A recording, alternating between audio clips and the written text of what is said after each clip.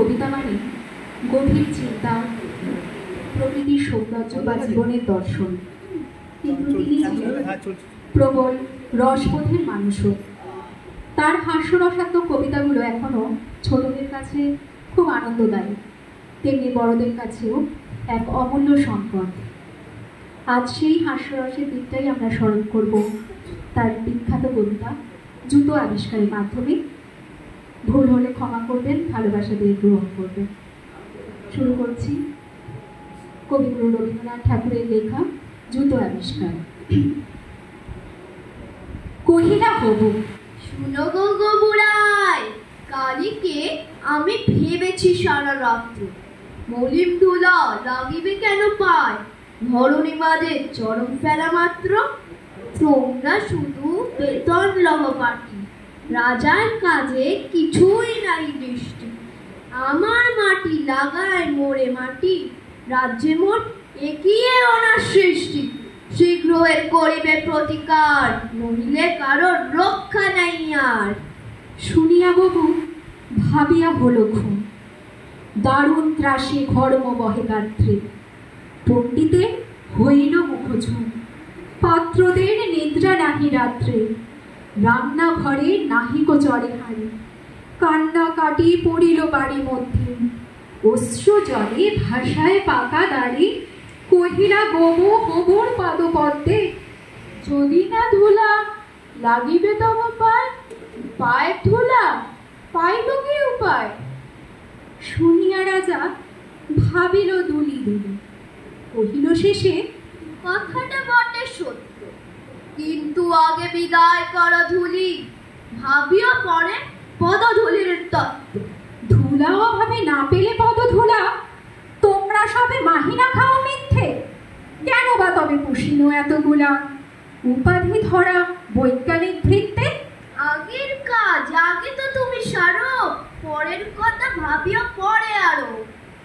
আধার দেখে রাজার কথা শুনি, যতন ধরে আনিল তবে মন্ত্রী।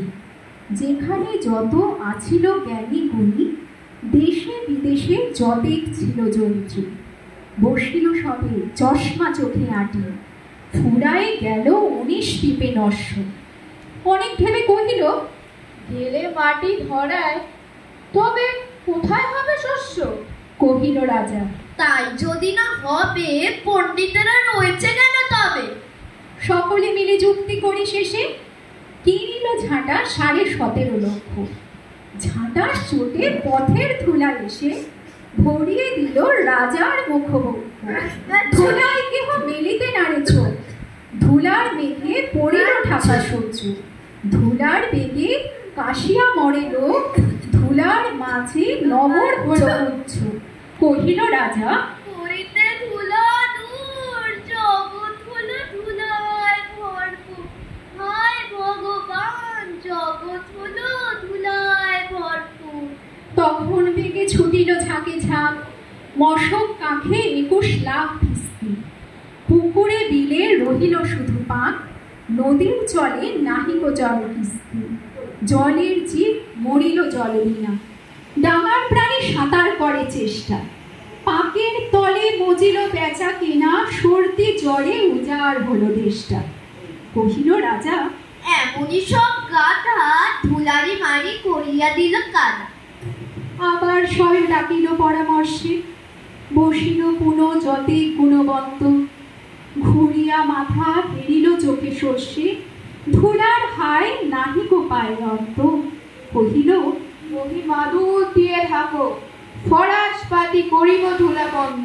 কহিল কেহ, রাজারে ঘরে রাখো, ওটাও যেন থাকে না কোনো রন্ধ। ধুলোর মাঝে না যদি দেন পা, তাহলে পায়ে ধুলো তো লাগে না।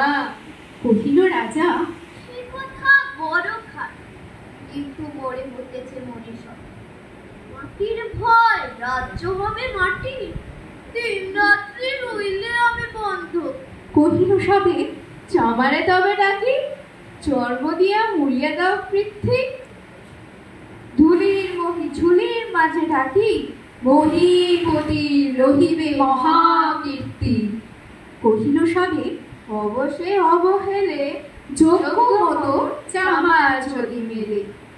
রাজার চর ধাইল হেথা হেথা, ছুটিল সবে ছাড়িয়া সব কর্ম। যোগ্য মতো চামার নাহি কোথা, না মেলে তত উচিত মতো চর্ম। তখন ফিরে চামার কুলপতি, কহিল এসে ঈষৎ হেসে বৃদ্ধ, বলিতে পারি করিলে অনুমতি, সহজে জানে মানস হবে সিদ্ধ। নিজের দুটি চরণ ঢাকো তবে, ধরণী আর ঢাকিতে নাহি হবে। কহিল রাজা, এত কি হবে সিদে, ভাবিয়া বলো সকলদের শুদ্ধ। মন্ত্রী কহে, ব্যাটারে শুল ভেদে কারার মাঝে করিয়া রাখো রুদ্ধ। রাজার পদ চর্ম আবরণে, ঢাকিল বুড়া বসিও পদপান্তে। মন্ত্রী কহে, আমারও ছিল মনে, কেমনে বেটা পেরেছে সেটা জানতে। সেদিন হতে চলিল জোতা পরা, বাঁচিল বহু রক্ষা পেল ধরা। নমস্কার।